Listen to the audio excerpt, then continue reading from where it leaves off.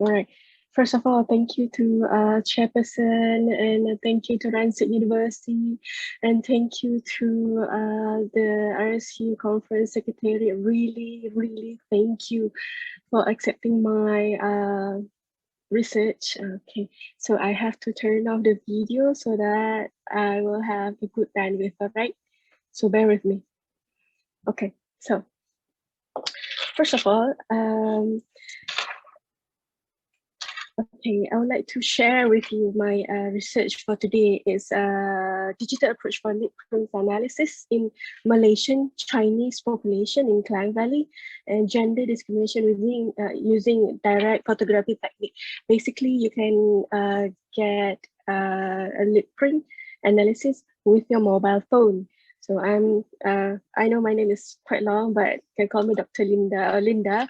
I'm a medical doctor with a master in forensic medicine and also a PhD from University of Satellite and a medical lecturer in forensic science program, Faculty of Health Sciences, University Kebangsaan Malaysia. So, first of all, why I'm so interested with, we call it lip print, but it's called chyloscopy.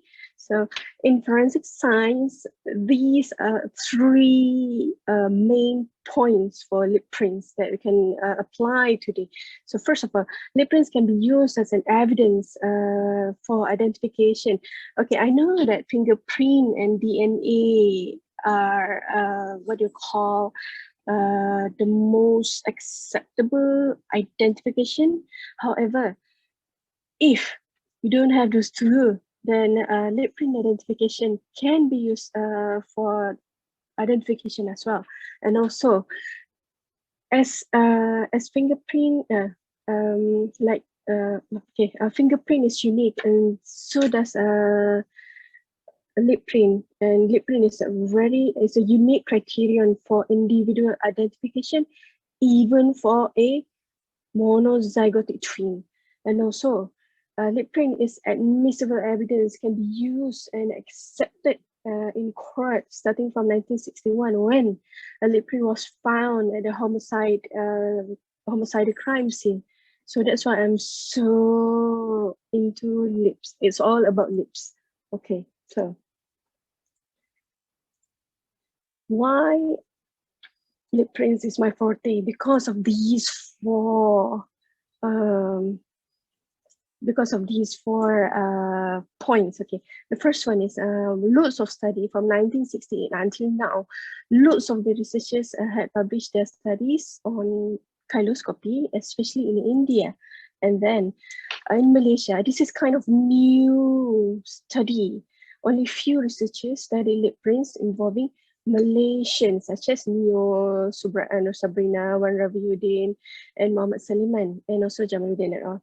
And also, I introduced a digital approach for gender discrimination using camera phone and analyzed the lip prints. And also, this study consists of more than 400 subjects. Then after that,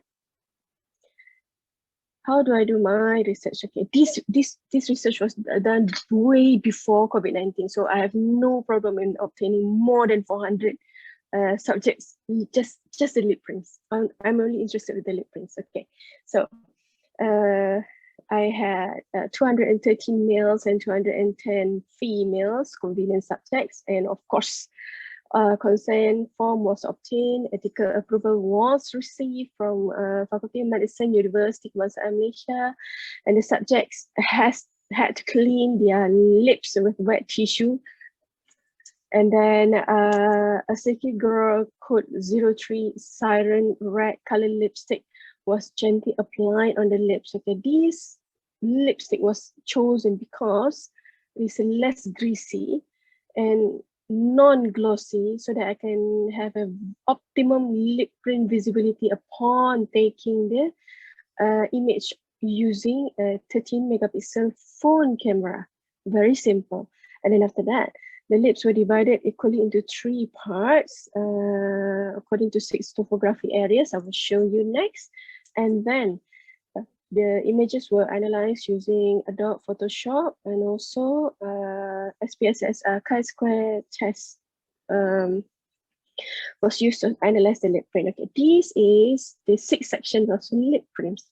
So this is based on previous researcher, and we have 6 sections: upper lips, no, upper left, upper middle, upper right, and then lower left, lower middle, lower right.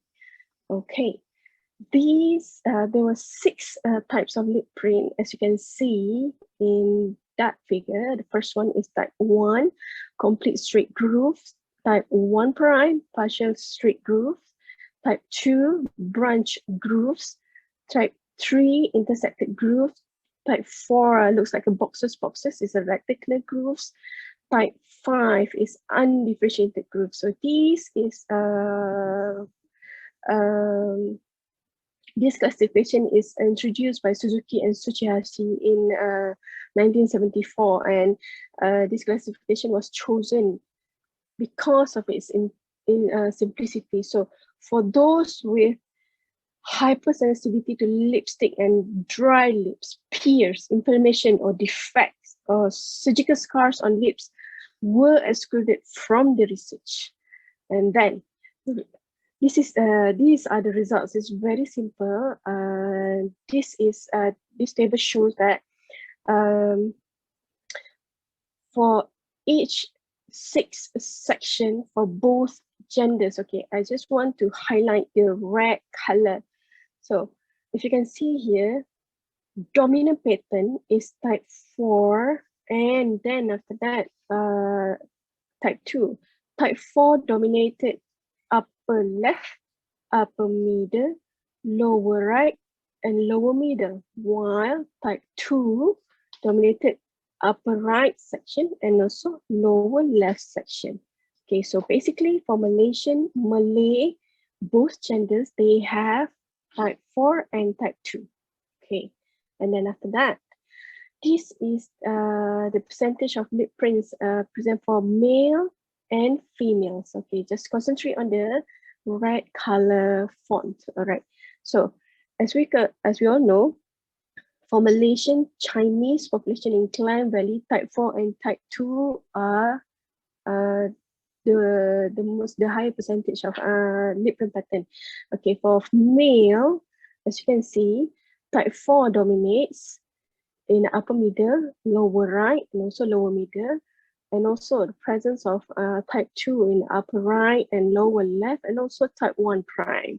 And for female, type 4 dominated every section except for upper right. Okay, we'll move on. And this is the chi-square test. So unfortunately, only 4 sections where the chi-square test is significant. So I'm going to look further into upper left, upper right, lower middle, and lower left. So basically, these 4 sections has, the chi-square test shows significant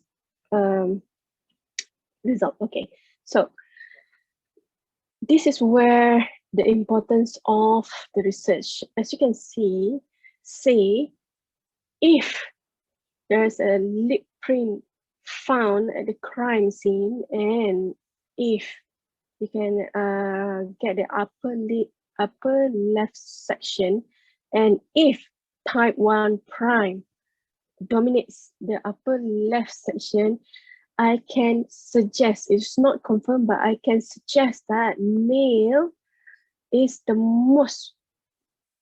possible gender for the owner of the lip print. And the same goes to upper right section. If type 1 is type 1 found on the dominates the upper right section for the lip print found at the crime scene, I can suggest, this is a suggestion, not confirmed, suggest that male is the possible gender, the owner of the lip print. And then after that, we move on. If there's a type 5 lip print pattern found on the lower middle section, then there's a possibility of male is the owner of the lip print, and the same goes to the lower left section. So okay, this is the comparison between current study, which is my study, and other researchers. So as you can see, I put 5 here because they involve Malaysian. Okay, Malaysian, we have multiple ethnicity, Malays, Chinese, Indians, and also we have Orang Asal or Aboriginal. So Rao et al. He analyzed 61 Chinese using lipstick cellophane tape technique. So all three, Rao, Neo, Mohammed Suleiman, all use lipstick cellophane tape, except for Lang et al. And current study. So Rao just analyze middle part, only the lower middle end. Their study found that type 5 is the dominant pattern, while Neo used lipstick cellophane tapes and 4 quadrant only instead of 6 like ours. And the result shows that type 1 is the dominant pattern. So for Muhammad Suleiman and also Lang et al., okay, the difference is Muhammad Suleiman used lipstick and Lang et al. Used photograph on lipstick. And the result shows that Muhammad Suleiman shows type 2 is the dominant pattern, and as the result shows in this study, the study agrees with Lang et al. Findings, which is type 2 and type 4 are the dominant pattern for Malaysian Chinese lip print population. So, in summary, lip print analysis can be used as a guide, not a confirmatory test, no, but as a guide for personal identification and also sex differentiation. And the current study could be used for aiding personal identification for forensic science investigation if the person involved from Malaysian Chinese. And because of the limitation of the study, this is just Malaysian Chinese, one ethnicity in Malaysia. So it could be extended to, well, to Indians, Malaysian Indian, and also I hope that when COVID, hopefully COVID-19 is no more a threat, then I can do for the Orang Asal or the Aboriginal ethnicity in Malaysia. With that, I thank you. So this is a very interesting topic. Is there anyone who would like to ask a question?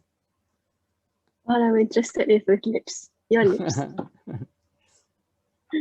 Yes. If there is no question, I have a question. Yeah, sure. Yeah. How often you can find the lip prints in the crime scene? Okay, so basically, that data is not yet established here in Malaysia because, well, usually they go for fingerprint and also DNA. So, however, in Malaysia, this is kind of new research area, and it is not that often where we can find lip print at the crime scene. However, I'm preparing all this data just in case if there's a lip print involved, then I can use my data at least in aiding for personal identification. Thank you. And is there any limitation for using the lip prints? Oh yes, of course. You see, for male, they have this mustache, and also, I mean, facial hair. Well, that is going to I mean, I won't get a very good lip print from that kind of facial hair. I mean, there's an interference with the lips. So, but for female, well, they use lipsticks. So it's kind of easy to get lip print, definitely. Well, and nowadays, male, if I'm not mistaken, they use lip gloss. So it's kind of okay to get the lip print, actually. Acceptable.